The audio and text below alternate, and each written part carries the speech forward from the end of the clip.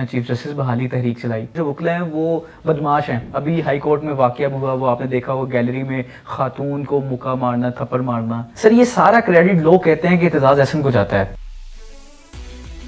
उससे बहुत दुख होता है, पर दुख उन जजेस पे भी होता है इन सब को हमने बहाल कराया और जो फिरौन बन बैठे। आप इफ्तिखार चौधरी को कह रहे हैं वो फिरौन बन गए। आप क्या समझते हैं कि आखिरी जो कील था वो किसने ठोका? अदलिया की तबाही का। अदलिया की तबाही का वो मेरा ख्याल है कादी फैज ईसा ने। अगर आपके बस में हो कि काजी साहब को सजा देनी है तो आपके नज़दीक उनको क्या सजा होगी? 14 साल तो कम से कम होती वो। एक तरफ खान साहब को आप हाइब्रिड सिस्टम के तहत आने वाला कह रहे हैं, दूसरी तरफ आप खान साहब के हक में भी ऐसा नहीं लगता है कि आप भी खान साहब के बारे में कहीं ना कहीं कंफ्यूज हैं? आप क्या समझते हैं आखिर क्या ऐसी वजह है कि खान साहब से मुलाकात नहीं करवाई जा रही? कि बेखुदी बेसबब नहीं गालिब कुछ तो है जिसकी पर्दादारी है। नहीं, अब तो वो सफात पे मुहित वो आ गई थी सारी रिपोर्ट। यार इस तरह किस तरह आप कैसे लोग हो आप कि आप इसको जस्टिफाई कर रहे हो? बिलावल भुट्टो या आसिफ अली जरदारी को अगर आप कोई पैगाम पहुंचाएं वो आपके पैगाम को रद्द नहीं करेंगे। मियाँ फैमिली को आप कहें तो वो भी मुझे नहीं लगता कि वो रद्द करेंगे। तो सर आपने कि कंसेंसस के लिए कभी इस पे कोई बातचीत की बैकडोर? जो मुझे नहीं अच्छा लगा मैं उससे इख्तिलाफ ही करता हूँ। इस वक्त सीसीडी मावरे अदालत कत्ल कर रही है। आप क्या समझते हैं कि जो सीसीडी है वो ठीक कर रही है? जी बिल्कुल। सलाम, खुश आमदीद। मैं एहतशामुल्लाह बहलीम और आप पब्लिक पॉडकास्ट मुलाहिज़ा फरमा रहे हैं। आज की पॉडकास्ट बहुत अहम है। तारीख़ के पहलुओं से अगर देखा जाए तो वो शख्सियत कोई आम नहीं है। 1 साल का बच्चा था और माँ की गोद में था और वो जेल में था और आज तक बड़े उन पे मुसीबतें हैं। जब भी कोई बात करते हैं तो इस वक्त गवर्नमेंट जो है वो पार्लियामेंट जो है या फिर गवर्नमेंट के जो हल्के हैं उनको हिला देते हैं। एहतजाज अहसन साहब वैसे तो पीपल्स पार्टी के हैं लेकिन पीटीआई के लिए बड़ा नरम गोशा रखते हैं। कभी कभी लगता है कि शायद आज दिन आखिरी होगा पीपल्स पार्टी का, कल सुबह जब होगी तो ये ऐलान कर देंगे कि मैं पीटीआई का हिस्सा हूँ। लेकिन वो दिन अभी दिखाई नहीं दे रहा, कब आएगा वो दिन? आज एतजाज अहसन साहब से ही जानेंगे। सर क्या हाल है, ठीक हैं आप? ठीक बिल्कुल सही। 1 साल का बच्चा माँ की गोद में है और जेल में है, क्या हुआ था? बस वो तो माँ का जज्बा था ना, हुँ, वालदैन का जज्बा था। कायदे आज़म ने कॉल दी थी 1986 में, हुँ, चिराग 46 है 40। डायरेक्ट एक्शन हुँ, और उसमें गिरफ्तारियां पेश करनी थी। हुँ, 144 को जो सेक्शन 144 है ज़ाब्ता फौजदारी का, उसको तोड़ के सड़क पे आना था। 4 या 4 या 5 लोग घर आ जाए, सड़क पे आए इकट्ठे चल रहे हो तो वो गिरफ्तार हो जाते, तो गिरफ्तारियाँ पेश करते थे। तो मेरे दादा ने भी गिरफ्तारी पेश की, फिर मेरे वालिद ने की, फिर मेरी वालदा गई। तो मैं 1 साल का था, उसने हाथ नहीं मतलब मेरे गोद नहीं रखा बता। कितने दिन आप जेल में रहे थे तब? नहीं याद है वो आपकी वालिदा कितने दिन रही थी और आप भी साथ थे? नहीं, 11 दिन नहीं रहे थे, दिन 1 आध दिन वाली बात है। हाँ, ओपी डिप्टी कमिश्नर ने कहा, जेलू के डिप्टी कमिश्नर थे, हुँ, ये गुजरात से कहीं नहीं। उन्होंने कहा जी ये चौधरी बहुत बख्श दी दूँ इन्होंने गिरफ्तार ही नहीं करना। हुँ, उन्होंने कहा कि हम तो सब गिरफ्तार होने आए हैं तो आपको करना पड़ेगा। उसने बस अपने हुँ, लॉन को हुँ, हुँ। सब जेल डिक्लेयर कर दिया और कहा कि आप सारी यहाँ बैठी रहें, नहीं तो इस वक्त तो बहुत ज़्यादा माहौल है।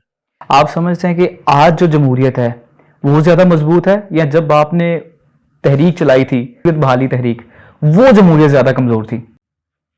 तहरीक बहाली जमहूरियत के वक्त बड़ा सफाक आदमी हुक्मरान था, हुँ, प्रोफेसर ज़ियाउल हक। उसने हमारे वर्कर्स को फांसियाँ भी लगाई। उसने शहीद जुल्फ़िकार अली भुट्टो को फांसी लगा दी, जो उसका बॉस था। हुँ, कोई बनने में लिहाज की कोई बात नहीं थी। और वो किसी ने कहा कि आँख में मुरब्बत थी, हुँ, आस्ती थी खून बकफ, हुँ, आहनी का दिल उसका, रेशमी ज़बां उसकी। आहा! उसकी तारीफ में है ज़ियाउल हक के ये शेर है।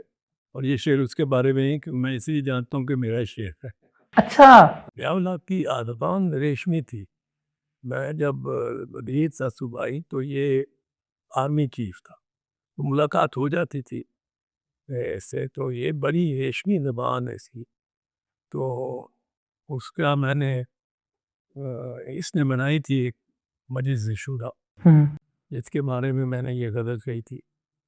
अ, कारगर पसे पर्दा हुँ, हुँ। यूं थी उंगलियां उसकी, अरे!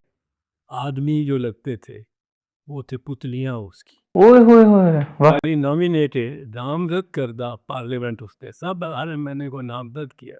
हुँ, वो आदमी जो लगते थे वो थे पुतलियां पुतलियाँ उसकी। उसकी। और आहनी हथेली पर मखमली था दस्ताना, हुँ, हुँ।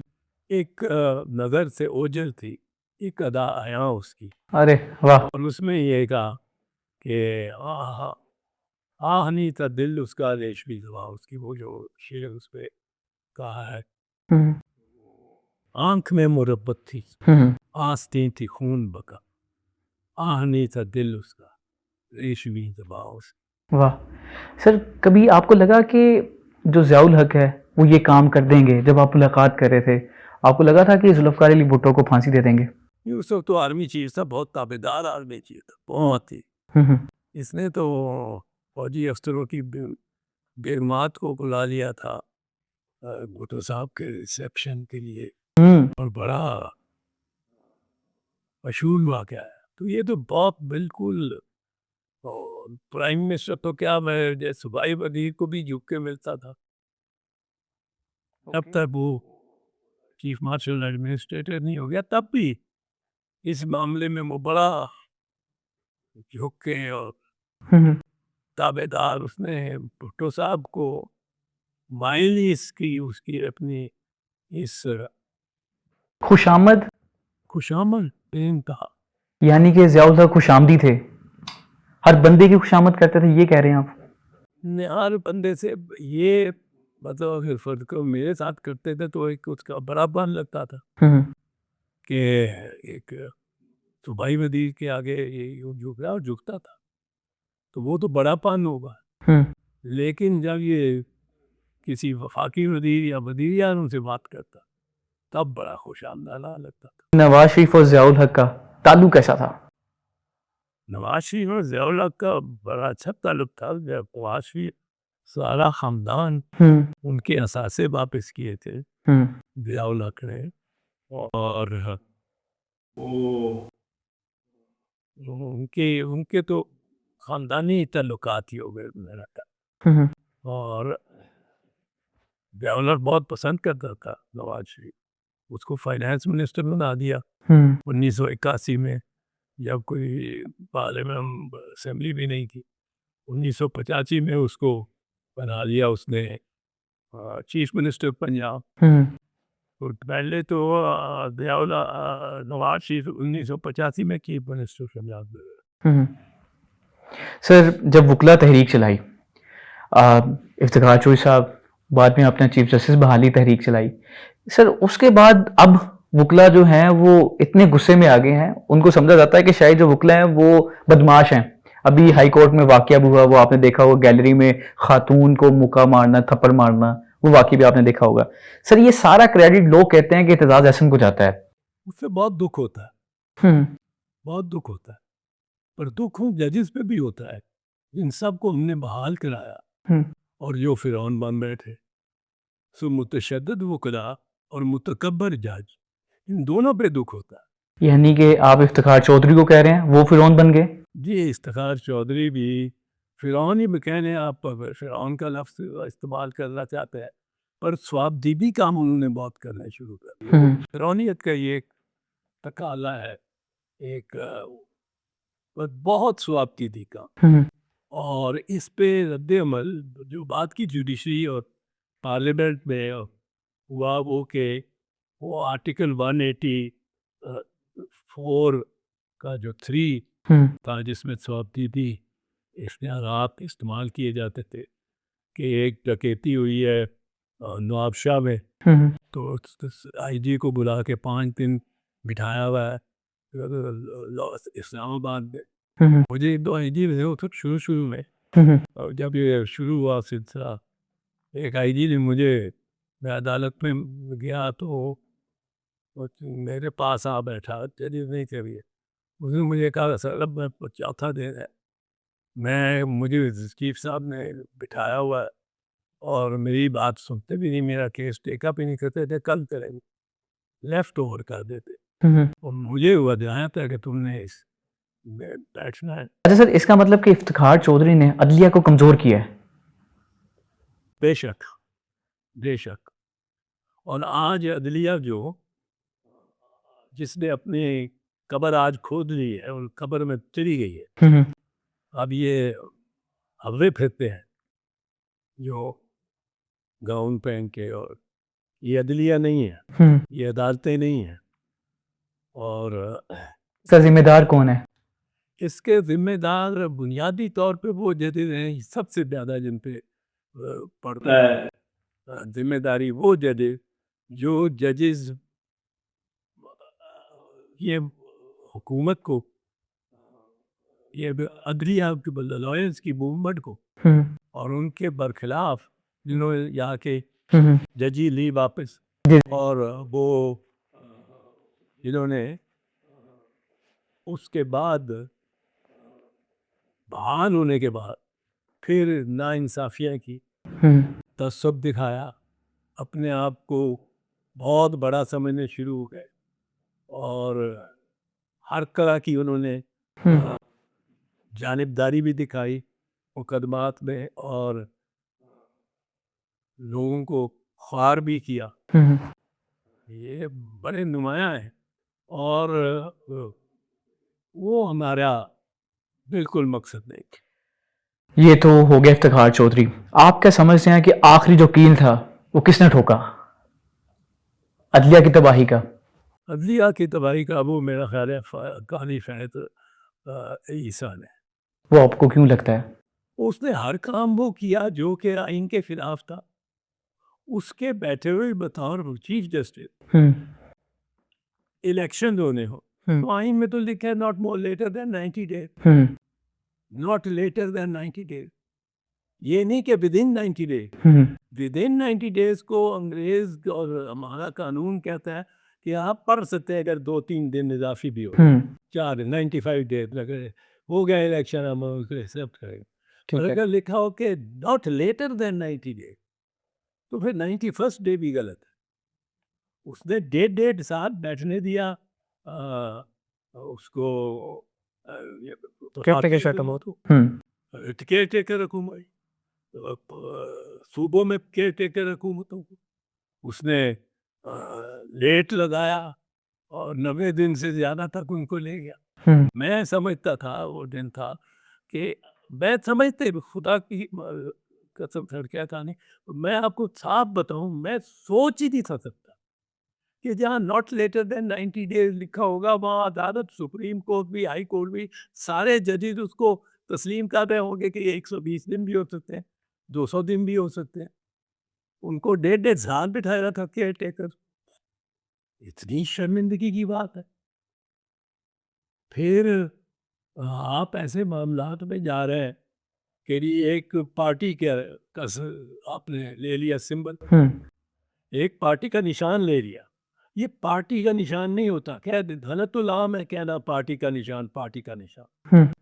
ये निशान उस वोटर का होता है जो अनपढ़ है, जिसको जो आके मुझे कहता है, सोचो बीबी आती है 70-75 साल की, वो कहती है पुत्र मतलब 10 मैं वोट पा रहा है बीबी दे या अपनी बीबी दे पुत्र ਨੂੰ ਬਿਲਾਵਲ ਆਇਆ ਤੇ 18 ਨਾਮ ਵਿੱਚ मैं कितों ਲੱਭਾਂਗੀ ਉਹਦਾ नाम, मैं तो नहीं पढ़ सकती।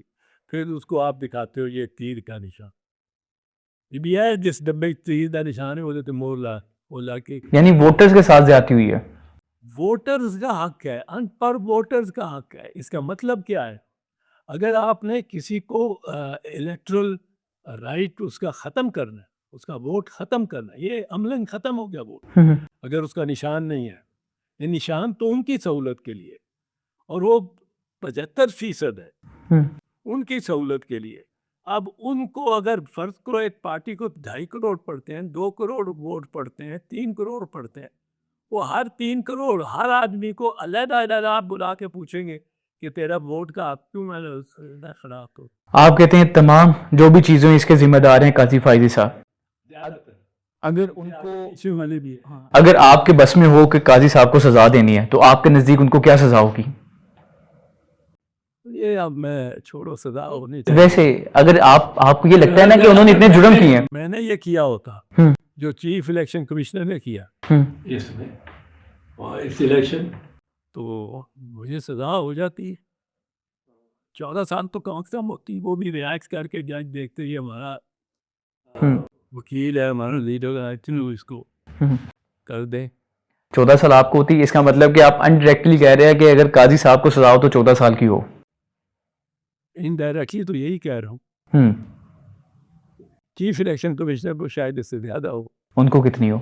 नहीं मैं ये नहीं, वैसे मैं कह रहा एज अ कानूनदान मैं आपसे पूछना चाह रहा हूँ। नहीं अगर की बात नहीं, अगर से कोई सवाल नहीं शुरू हाँ। होता। अगर तो एक खुद ही हम्म अगर के उसके से शुरू जो हो सवाल, उसका जवाब नहीं दे रहे थे। हम्म। तो काजी साहब का क्या देख रहे हैं आप? काजी साहब मौजें कर रहा है, करेगा तो। साबिक चीफ जस्टिस है पाकिस्तान का। आपको लग रहा है कि दोबारा इनके खिलाफ कोई केस बनेगा, कुछ होगा या नहीं, हमेशा ऐसे ही रहेंगे? मेरा ख्याल है अगर आप, एक मिसाल है, पीपल्स पार्टी की हुकूमत आती है तो वो क्या करेंगे काजी साहब के खिलाफ? पीपल्स पार्टी तो कुछ नहीं करेगी। मैं सर, माजी में मैंने कुछ ऐसे बयान देखे हैं आपके जिसमें आपने कहा कि इमरान खान भी हाइब्रिड सिस्टम के तहत आए। हाँ बिल्कुल। तो सर फिर आज जो आप इमरान खान के लिए बबांगे दोहल बात करते हैं, जिसपे आपकी अपनी पार्टी ने, पाकिस्तान पीपल्स पार्टी ने शो काज भी आपको दिया था कि उन्होंने कहा कि आप तो इमरान खान वाली पॉलिसी के तहत चल रहे हैं। तो सर एक तरफ खान साहब को आप हाइब्रिड सिस्टम के तहत आने वाला कह रहे हैं, दूसरी तरफ आप खान साहब के हक में भी, ऐसा नहीं लगता है कि आप भी खान साहब के बारे में कहीं ना कहीं कंफ्यूज हैं? आसिफ गद्दारी में देखें, मेरा इख्तिलाफ है उनके साथ कि जिस जो ट्रीटमेंट हो रही है, सलूक हो रहा है इमरान खान से, जिसको इमरान खान नहीं कहने देते, बानी कह रहा, तो इमरान खान से जो इनकी हो रही है एक तरह ये मुखालफत सारी, उसमें मैं समझता हूँ कि ये पार्टी हमारी जो इस रवायत के साथ चल रही है कि एक पार्टी लीडर को जो पार्लियामेंट में भी नुमाइंदा या नुमाइंदगी हो हासिल उसकी, उसको उसके साथ हो सलूक करे जो ये गवर्नमेंट कर रही है। कि 65 दिन हो गए आज, उसको किसी से मिलने ही नहीं गया, कैद तन्हाई में रखा हुआ, और ले जाते हैं रात के वक्त भी, अगर जाना है कहीं डॉक्टरों को दिखाना, वो बहरहाल टटा हुआ है, ये मुल्ज़िम है, इसकी बेलें हो गई हैं बाकी केसेस में। अभी ये जिसमें सजाएं भी हुई हैं उसमें सस्पेंड हुई हैं, पर अंडर ट्रायल प्रिजनर है, इसको बेल देनी है, बेल उसकी आंख से जा रही है। अब उसको बेल, उसकी जमानत भी नहीं, उसको जमानत से बाहर निकालें, वो अपना इलाज खुद कराता फिरे। अगर खुदा ना खास्ता उसकी आँख गिर भी जाती है तो उसको कम अज़ कम आप तो अपनी हिरासत में ना उसको इस बीमारी से महरूम करें। अगर अल्लाह ना करे आंख जाया हो जाती है, जिम्मेदार कौन होगा? जिम्मेदार बहुत से होंगे, सारे मिलके, सुपरिटेंडेंट से लेके ऊपर तक, कोई नहीं बरी जिम्मा होगा। तो आपने कोशिश नहीं की कि आप भी खान साहब से मुलाकात कर लें? नहीं मैं जेल जाने की कोशिश नहीं की आपने? नहीं मैंने मुलाकात, आपके ताल्लुकात तो होंगे उन हलकों में भी, और आपकी बात को रद्द भी नहीं किया जाएगा? नहीं, बात को रद्द किया जाता है। मैं मुझे बिल्कुल वो बहनों को नहीं मिलने दे रहे।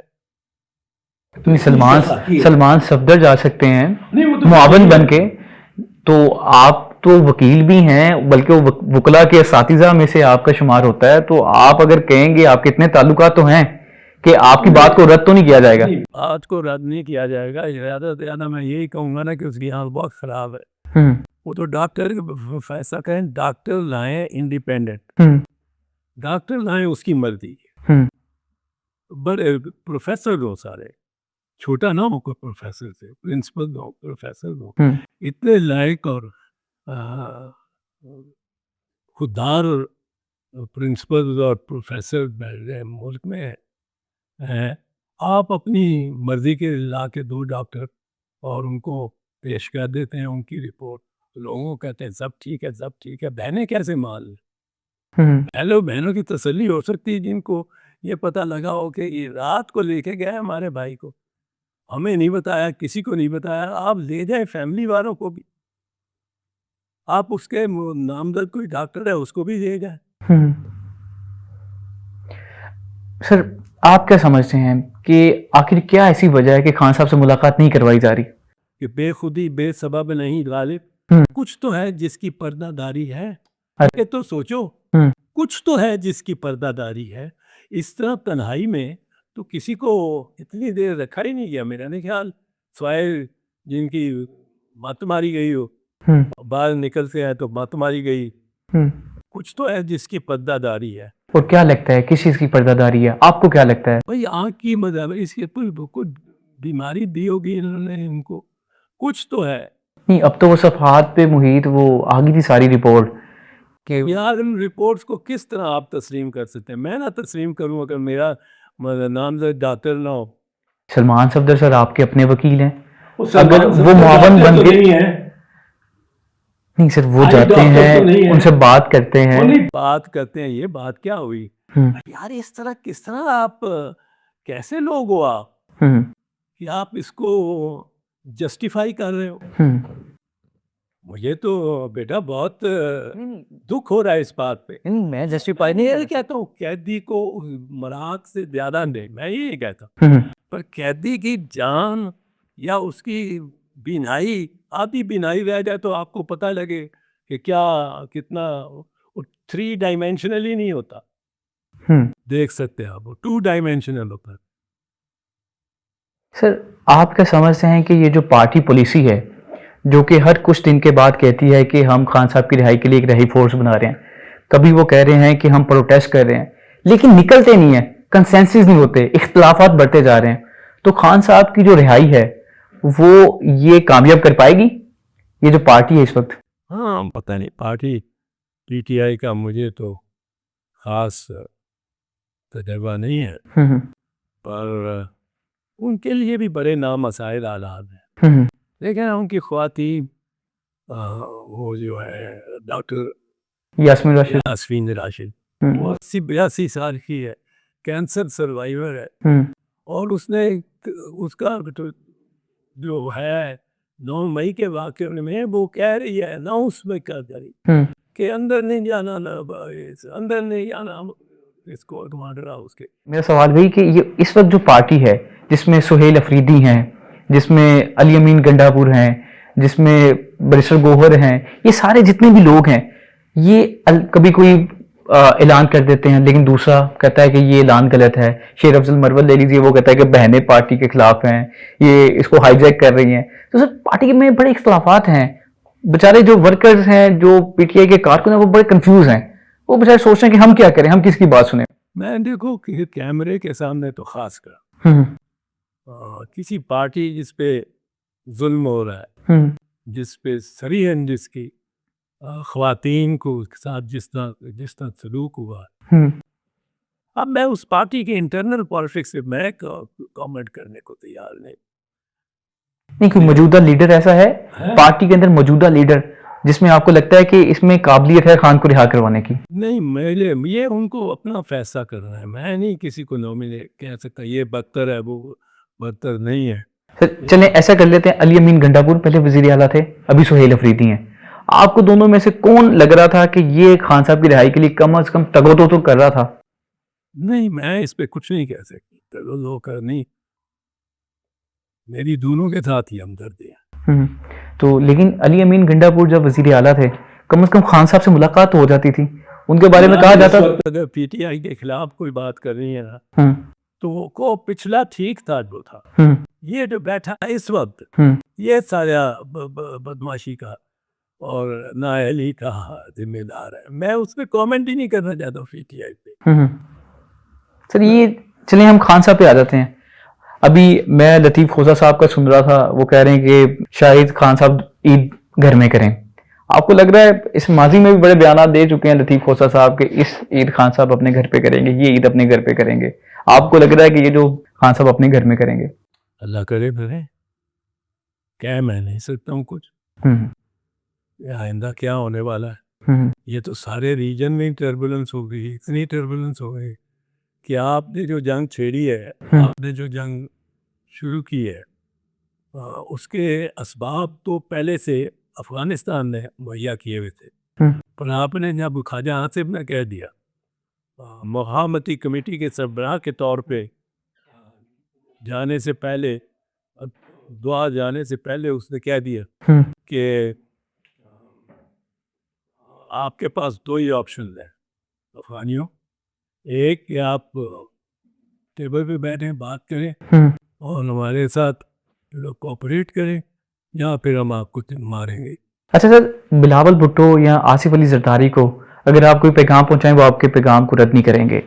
इसी तरह अगर मियां फैमिली को आप कहें तो वो भी मुझे नहीं लगता कि वो रद्द करेंगे। तो सर आपने कि कंसेंसस के लिए कभी इस पे कोई बातचीत की, बैकडोर नहीं, बैकडोर कोशिश की? नहीं, मैं तो खुल के बात करता रहता हूँ, पर मैं बैकडोर पॉलिटिक्स मुझे इतनी नहीं आती।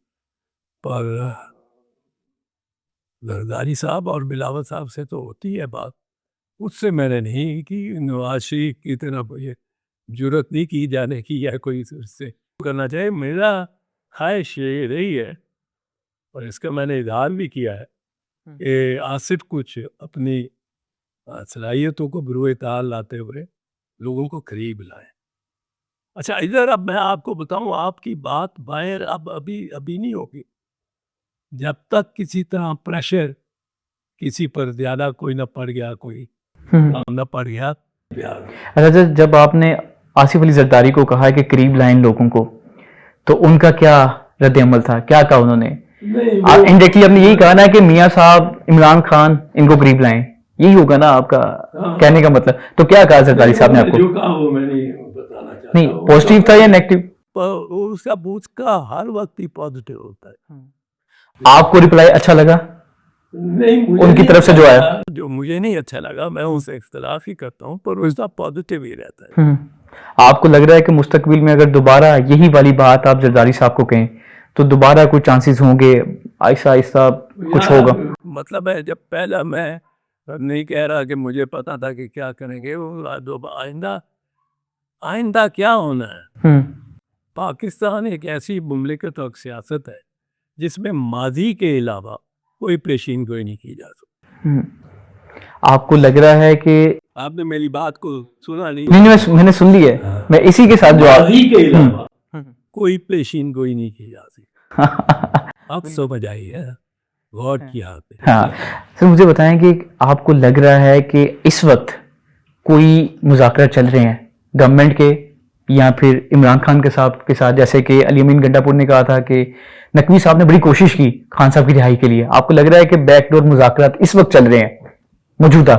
देखें, जिस दिन पहला एक्शन होता है ना, प्रोक्लेमेशन ऑफ इमरजेंसी और मार्शल लॉ, या जिस दिन पहला गोला एक्सचेंज होता है ना इंडिया और पाकिस्तान के दरमियान, उस दिन से साथ से वो जो बिहाइंड द कर्टन डिप्लोमेसी है वो शुरू हो जाए। नियाज़ नायक और वो कौन सा था इंडियन एम्बेसडर, उनमें लाइन में जाती हो। नहीं, मैं सर खान साहब और हुकूमत के जिस दिन खान के खिलाफ इन्होंने कोई काम किया, ओ ये बैकडोर डिप्लोमेसी जरूर चल रही हो। ये मुझे नहीं पता इनकी चल रही है कि नहीं, पर मैं ये इस नतीजे पे पहुंचा हूँ आखिरकार। इतने साल सियासत में रहा हूँ, सियासत देखी है और अपोजिशन की सियासत ज़्यादा देखी है, बहुत ज़्यादा। पर जिस दिन पे मैं ये समझता हूँ, ये नहीं हो सकता कि वो खान को कांटेक्ट ना करते हो, उसको कोई रास्ता डाल देते हो। एक रास्ता तो उसके लिए इस वक्त खुला, कौन सा? अगर वो कहे कि फर्ज को सुपरटेंडेंट रुकवा रहे, ये मेरी जमानत है जो मेरे साथ जा रहा है, फर्ज करो, और मैं जा रहा हूँ कराची और कराची से जहाज लेके बाहर जा रहा हूँ, तो रिहा कर और देंगे? गया, दरवाजा खुल गया। मतलब ये ऑफर खान साहब को दी जा रही है कि पाकिस्तान छोड़ के चले जाएं, हम आपको रिहा कर देंगे? मैं जब गिरफ्तार होता था, हम खुद ही गिरफ्तार होते थे, खुद ही गिरफ्तार रहते थे। हमारे पास हमारे के सेल में पड़ा होता था मजमून, आई इतदाद एहसन, या उर्दू में लिखा होगा सब, मेरे बाहर हर कैदी के पास होता था, सियासी कैदी, हर पीपल पार्टी के जाले के सेल में 5 बंदे हैं, 5 मरतबा वो खाली लिखा होता था कि इसमें दस्तखत करो, अंगूठा लगाओ और बाहर जाओ। आपके पास अपने हाथ में आपका ये रिहाई का। और ये पेपर आपको यकीन है कि खान साहब के पास होगा? तो ये अगर इस किस्म के कैदी के पास नहीं होगा तो किस किस्म के कैदी के पास होगा? हम्म। इसके बाद बिल्कुल इसको बहुत खुश हो गए। आपको क्या लगता है किस बात पे खान डटा हुआ है? कौन सी बात है जिसपे वो कह रहे हैं कि बस ये मेरी रेड लाइन है? हाँ वो जरा हिम्मत वाला, तो कौन सी खान साहब की रेड लाइन है? ये मुझे नहीं पता, ये वो खुद ही जान। ये जो वो कह रहे हैं कि मैंडेट चोरी वो हो गया, 26 नवंबर के खिलाफ जुडिशल बनाया जाए हाँ और ये हुकूमत फिल वक्त खत्म कर दी जाए, ये जो 3 शराइत दी गई थी कंसेंसस के वक्त, तो यही शराइत अभी होंगी या कोई और भी होगी? किसी डिस्कस नहीं, हम्म। मैंने किसी से डिस्कस आपको इमरान खान भाई रहते दिखाई दे रहे हैं? नहीं, टाइम मैं यार नहीं बता सकता हूँ। हाँ, प्रेडिक्शन कोई नहीं है आपकी? जंतरी वंतरी नहीं हो मेरे पास कोई, पर मुझे ये पता है कि रोक ऐसे मामलात में यही हो। अभी हाल ही में जो सारा मामला हुआ अमेरिका का इसराइल के खिलाफ जंग करना, बिलावल भुट्टो से भी सवाल हुआ था कि नोबेल प्राइज का अभी हुकूमत देगी, तो उन्होंने कोई हाँ ना नहीं किया, वो चुप करके गुजर गए। तो sir as a people's party मैं आपसे पूछना चाहूँ, तो क्या अभी भी नोबेल प्राइज दिया जाएगा अभी भी डोनाल्ड ट्रंप को? नहीं दिया जा सकता। गजा पे जो बमबारी की है हम्म, और बच्चों को मारा है हम्म, और बेतरेब बमबारी, इतनी इतनी बिल्डिंग आसमान बोस बिल्डिंग गिरा के, हम्म, और उस पे कहता है मैं एक कैसीनो और एक वो बनाऊंगा, और सब है तफरीह का इलाका, हमारी बच्चों की लाशें उस मिट्टी में उस मलबे में है, तो उसको तो पहले भी नहीं, बिल्कुल नामजद नहीं करना चाहिए। अब तो इनको आके ईरान पे किस्सा किया है। हम्म। ईरान हमारा दीना दोस्त है, ईरान से हम बिछड़ नहीं सकते, ज़मीन एक है, तहजीब एक है, तो ईरान और फिर वहाँ जो मसलक है शिया का, वो हम कोई मसलकी हिंदू मुस्लिम दरार तो नहीं बनाना चाहते, हमारे भाई हैं वो। और उनको जिस तरह आप इसराइल ने पहली दफ़ा भी ये ट्रम्प से पूछा गया कि कब तक वो आप हमारी करेंगे, उसने कहा मैं अभी को 1 हफ्ते सुनूंगा आप पे, और दूसरे दिन उसने वो बंकर बस्टर मार दी। ये इस दफ़ा भी मुदाखरात हो रहे हैं उनके अवामी तौर पर। इसका मतलब है कि कोई सूरत को तब्दील नहीं किया जाएगा, कोई एक जारे नहीं बनेगा। उसने दूसरे दिन तीसरे दिन वो तो से भी चल रहे हैं, तो बम मार दिया। ईरान वालों की हिम्मत है, मैं कहता हूँ कि जो खड़े हैं। सर खामनेई साहब की शहादत, आप समझते हैं कि इस शहादत के बाद ईरान कमज़ोर पड़ेगा? नहीं यार, अगर उसने जिस तरह का जज्बा दिखा रहा है, तो ये इनका ख्याल था रजीम चेंज हो जाएगी, रजीम नहीं चेंज हो। और आपको नज़र आ रहा है कि कोई रजीम चेंज हो सकती है? नहीं, मुझे ये नहीं पता कि हो सकती है कि नहीं हो सकती, पर इस दुनिया में बहुत कुछ हो जाता है, पर इस वक्त उनको दाद देनी पड़ती है ईरान को। ईरान। पाकिस्तान, रशिया और चाइना का यूएन में जाके वो शुक्रिया भी अदा करता है, यानी कि पाकिस्तान बैकडोर ईरान की सपोर्ट कर रहा था इन 4-5 दिनों में?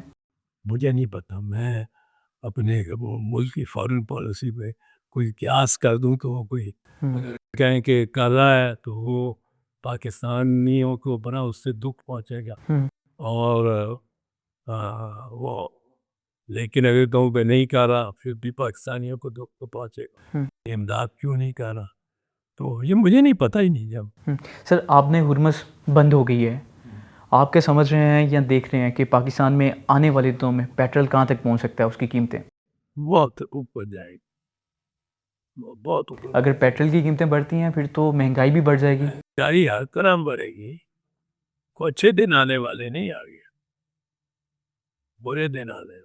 लेकिन आपको नज़र आ रहा है कि ये टेबल पे आ जाएंगे आने वाले दिनों में? फिर तो टेबल पे ही आना पड़ता है। वियतनाम में अमेरिका आज़ाद रहा, 20 साल और भागा फिर हम्म। हेलीकॉप्टर से लटक के भागे और गिरा और फिर मेज पर ही आना पड़ा। वो जब सोवियत यूनियन अफगानिस्तान आया 10 साल बमबारी करता रहा इन पर। 10 साल उनके पास अनलिमिटेड असला और जहाज और ये होते, फैक्ट्रियाँ लगी। 10 साल के बाद उनको जनीवा अकॉर्ड पे हम्म। जाके करना पड़ा हाथों। हम्म। तो ये जाता तो वही है। फिर पेंटागन में जब ब्रीफिंग दी है आज से 2 दिन पहले, तब उन्होंने कहा कि जंग जो है वो 10-12 दिन मज़ीद बढ़ेगी, जो मिज़ाइल के ज़खायर हैं ईरान के पास वो ख़त्म हो जाएंगे। आपको लगता है कि 10-12 दिन की जंग से ईरान के जो मिज़ाइल के ज़खायर हैं वो ख़त्म हो जाएंगे? वो तो मुझे नहीं पता वो कितने शायद वो ख़त्म हो जाए, पर 10-12 दिन अमेरिकनों का हौसला नहीं लगता कि ठहरे। तो इससे तो इंटरवीन कर दे। ट्रंप पॉलिसी को भी नुकसान होगा, हाँ क्योंकि ईरानियों के लिए तो अमेरिका में प्रोटेस्ट हो रहे हैं, हाँ। तो अमेरिका तो आपका मतलब है कि बर्दाश्त नहीं कर पाएगा 10-12 दिन की जंग। यार, वो उधर सेनेटर का जो हाउस है वो नहीं इतनी देर हम्म। साथ देते। सर, हमने देखा कि मुअम्मर कज़ाफ़ी, उनका बागियों से कत्ल वो भी अमेरिका, उसके बाद फिर सद्दाम हुसैन, उनको फांसी वो भी अमेरिका ने, अभी ख़ामनई साहब उनकी शहादत भी वो भी अमेरिका के सरी जाती है। तो सर अमेरिका तो फिर बदमाश हुआ, ये सारे ममालिक क्यों अमेरिका के हाथों में खेल रहे हैं? ऐसी क्या गिद्दर सिंगी है अमेरिका के पास? वो उस वक्त तक पता चल रही थी ना जिस वक्त तक अमेरिका के सुप्रीम कोर्ट का फैसला नहीं आया कि इसके टैरिफ ये लगा ही नहीं सकता। मैग्ना कार्टा में 1215 में जहाँ जहाँ कॉमन लॉ है जिसमें इंडिया पाकिस्तान भी है, वहाँ मैग्ना कार्टा किंग जॉन और जो बड़े जागीरदार थे उनके दरमियान ये तय हुआ, जिसमें कहा गया कि नो टैक्सेशन विदाउट रिप्रेजेंटेशन। यानी जब तक आप कोई इलेक्शन और रिप्रेजेंटेशन इलेक्टेड लोग नहीं बैठे होंगे आप टैक्स नहीं लगा सकते। वो पहले, अब ये कोई 800 साल की बात है, 1215। अब 800 साल में पहले 500-600 साल तो जब ये चलती रही जबर जबर बादशाह का, पर फिर आहिस्ता आहिस्ता उन्होंने मैग्ना कार्टा याद कराना शुरू हो गया। पार्लियामेंट्री डिबेट्स में अगर आप देखें पिछले 200 साल, वो आहिस्ता आहिस्ता अब वो हैविली बेस्ड है कि कांग्रेस लगा सकती है टैरिफ। हमारे यहाँ भी आर्टिकल 77 है कॉन्स्टिट्यूशन, जिसमें है कि ये पार्लियामेंट एक्ट ऑफ पार्लियामेंट से ही लग सकता है कोई टैरिफ या टैक्स या लेवी। अब वो उस पे अब आ रहे हैं। अब तो इस तरफ चल जाएंगे, मेरा इम्पीचमेंट की तरफ भी जा सकते हैं। लेकिन सर अमेरिका जब चाहता है किसी मुल्क में रजीम चेंज करवा देता है, जब चाहता है उसके सुप्रीम लीडर को शहीद कर देता है या कत्ल कर देता है, हलाक कर देता है। लेकिन अमेरिका की इतनी जड़ें मजबूत हैं तमाम ममालिक में। जड़ें बहुत मजबूत है, पर जब हिलना शुरू होती है ना, फिर ये वर्ल्ड ऑर्डर ख़त्म हो गया। पिछला वर्ल्ड ऑर्डर जो था आज से लगभग से 6 महीने पहले था, वो था rule based world order, law based world order. अगर वियना कन्वेंशन है जिसको 150 से ज़्यादा ममालिक ने जिस पे दस्तखत किए हैं, तो वो कन्वेंशन अब लॉ बन गई है सारे ममालिक के कि आपने first use of nuclear weapon नहीं कर, या आपने कैदियों के साथ इस तरह सलूक करना। तो अब वो रूल बेस्ड लॉ बेस्ड था ना, मबनी बर कानून, कोई कानून जो आपस में तय हो गया उन मुल्कों के दर, वो निज़ाम ख़त्म हो गया। अमेरिका पाकिस्तान में भी इसी तरह किरदार अदा करता है, अगर कोई रजीम चेंज होता है, कोई तब्दीली आती है। भैया अमेरिका आप देखें कौन सी तारीख को, गालिबन अप्रैल की कोई 21-22 तारीख को कहता है कि ये जो नो कॉन्फिडेंस मोशन कल आ रहा है ना, डोनाल्ड लू कहता है नो कॉन्फिडेंस मोशन कल आ रहा है ना भाई साहब, इसमें आपने जीन चेंज करनी है। जिस पे डोनाल्ड लू को और अमेरिका को डिमाश करते हैं, हम उनसे उन पे उनसे उनको इस पे एतराज़ करते हैं, हम उन पे एक दुशनाम लगाते हैं कि ये आप कौन होते हैं हमारी मुल्क में इंटरफियर करने वाले। वो 2 दफ़ा ये डिमार्श, ये एहतजाज अमेरिका को करती है कि ये आपके बंदे ने क्यों लिखा। और बाद में अब हम कहते हैं कि हम वो तो ऐसा कुछ हुआ ही नहीं, हमें मिला ही नहीं खाता ऐसा। भैया आप एहतजाज की बात करता है, आप एहतजाज अगर अमेरिका से कर रहे हैं तो आपको ऐसा खत हुआ मिला है ना। तो अमेरिका तो अच्छा, अब उसने कहा कि कल तक ख़त्म होने बाद जो उसने वो भेजा डोनाल्ड लू ने, और वाकई नेक्स्ट डे तब ये इसके खिलाफ नो कॉन्फिडेंस पास हो गया इमरान खान। तो आप जो कह रहे हैं कि वो एकदम कहता है और ये कर लेता है अमेरिका, वो कर लेता है, और हम सब बाकियों की भी कमज़ोरी है। मुस्लिम ममालिक ने क्या किया गज़ा के बच्चों को बचाने की? बस यानी कि हम तमाम जो हैं वो इशारों पे नाच रहे हैं। कारगर पसे पर्दा हुँ। यूं थी उंगलियां उसकी, आदमी जो लगते थे वो थे पुतलियां उसकी। सर इस वक्त सीसीडी मावरे अदालत कत्ल कर रही है। आप क्या समझते हैं कि जो सीसीडी है वो ठीक कर रही है? नहीं, बिल्कुल नहीं। इससे अदलिया कमज़ोर हो रही है? इससे अदलिया तो कब्र में पड़ गई है, अदलिया तो दफन हो गई है इस मुल्क। सुप्रीम कोर्ट की इमारत मुझे यूं लगती है कि एक मलबे का ढेर है, मलबे का ढेर। उसमें एक वर्चुअल, वो मलबे का है तो बाकायदा ठीक ठाक दिखाया हुआ है, हाँ किसमें, कार्टून से। लेकिन वो सुप्रीम कोर्ट का बाकी जो ढांचा है वो सिर्फ ढांचा, वो लकीरें हैं, बिल्डिंग कोई नहीं। लेकिन सर ये जो इनिशिएटिव हैं इस तरह के, इस पे तो वज़ीर आला मरीम नवाज़ साहिबा को लोग पसंद कर रहे हैं कि बड़े बेहतरीन इनिशिएटिव हैं, इससे बेहतरी आ रही है, क्राइम जो रेट है वो ज़ीरो पे आ गया है, तो फ़ायदा नहीं हो रहा फिर इसे?